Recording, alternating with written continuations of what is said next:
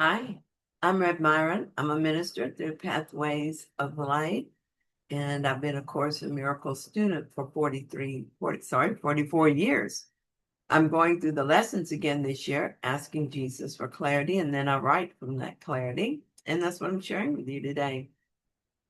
So let's get started. We're looking at lesson 36. My holiness envelops everything I see.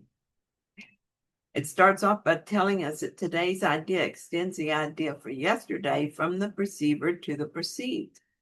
You are holy because your mind is part of God's, and because you are holy, your sight must be holy as well. Sinless means without sin. You cannot be without sin a little. You are sinless or not. If your mind is part of God's, you must be sinless, or part of his mind would be sinful. Your sight is related to his holiness, not to your ego, and therefore not to your body. So this lesson gently carries yesterday's idea forward from the one who perceives to what is perceived. I'm holy because my mind is part of God's, and holiness does not divide itself. It cannot be partial or conditional.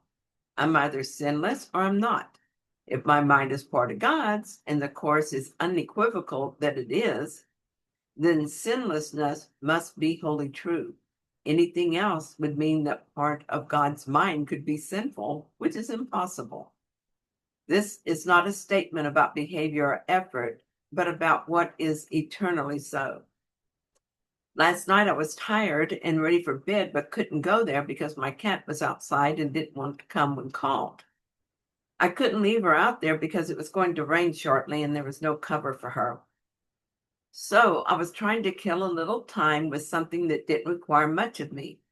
I started scrolling through Facebook and then through YouTube, and that was more information than I needed to see just before bedtime. I didn't sleep well, and I woke up all out of sorts. It didn't take much to realize the problem. Too much negative information all at once had pulled me into the story they were peddling. It wasn't conducive to loving thoughts. I wasn't feeling oneness with my cat or with the world in general. There's no oneness and love in the split mind where I was. There was only blame, shame, and fear. And so that's what I saw. I didn't need to analyze this for long. All I have to do to return to love is to return to the mind of love. That is the mind I'm part of, and so my true mind. It's very holy, and from a holy mind, I see only holiness. This decision to look from holiness to holiness was reinforced as I facilitated A Course in Miracles study sessions during the day. With each one, my heart opened wider, and love, happiness, and peace became my experience. Nothing out there changed. It is whatever I see it in it, and that depends on my choice of mind. Because my mind is holy, my seeing must be holy as well. Vision does not come from the body or the ego, but from the mind that chooses its source. When I see with holiness, I'm not making the world holy in form, nor am I denying appearances. I'm simply no longer using guilt as a lens through which I look. Holiness envelops everything I see because nothing I see is outside my mind, and a guiltless mind cannot project guilt. Where guilt is absent, attack falls away, and what remains is a gentle, inclusive way of seeing that quietly restores peace. When I looked from the split mind, I was actually seeing nothing real, since the split mind itself is part of the illusion, but it was nothing that I temporarily believed in. And so it was, for a time, my world. I was looking at it with my eyes and believing everything I saw. A difficult, time-consuming cat, a world of angry, hateful people, and sad and pitiful stories of people mistreated.